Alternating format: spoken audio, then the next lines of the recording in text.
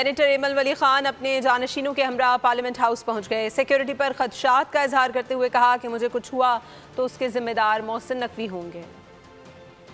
اب وقت ان کو مل گیا، میں بات کروں گا اجلاس میں کروں گا۔ میں انشاءاللہ ان کی طرح نہیں ہوں کہ ادھر کونے گودڑوں میں بات کروں۔ میں چاہوں گا کہ جو بات کروں وہ بالکل آن ریکارڈ آئے، تو ابھی بھی ان کے پاس ٹائم ہے معافی مانگنے۔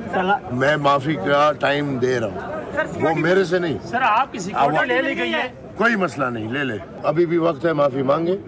نہیں تو آج کچھ اجلاس ملتوی ہو گیا، یہ کب تک ہوگا؟ میرے تو الحمدللہ 4 سال ہے۔ معافی کون مانگے؟ طلال چودھری کی اگر بات ہو رہی ہے، اس نے کسی کے کہنے پہ پریس کانفرنس کی ہوگی، تو اگر یہ حرکتیں کرے تو یا تو اس کو سامنے کر دے کہ کس کے کہنے پہ کیے، تو میں اس سے معافی منگوا لوں، نہیں تو اتنی ہمت کرے کہ پھر خود معافی مانگے۔